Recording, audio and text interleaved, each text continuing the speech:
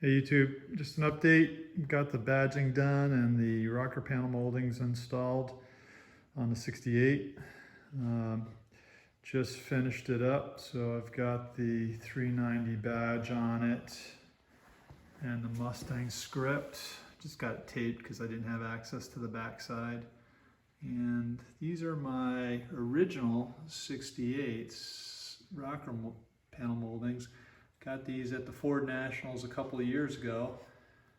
Overall, they're in really good shape, and they definitely are better fitment than any of the aftermarket rocker moldings.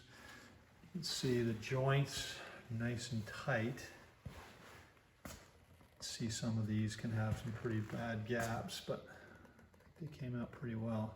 And then I put these moldings on. They have to be painted, obviously, the backs, but that gets done with the body paint.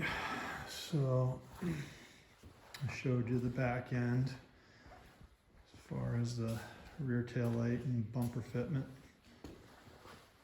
So over here, and we've got the perspective back, the original rocker panel moldings. See the gap. Decent gap on this one, a little bit opened up at the end here, right down here, but overall I think it fits pretty well. There's the Mustang and the 390 badging. So yeah, overall came out pretty well. I thought what I did was I made up a template out of aluminum so I could get the script and then put it on there with a magnet and get the orientation that I wanted and the spacing. I have a 68 out back, a coupe.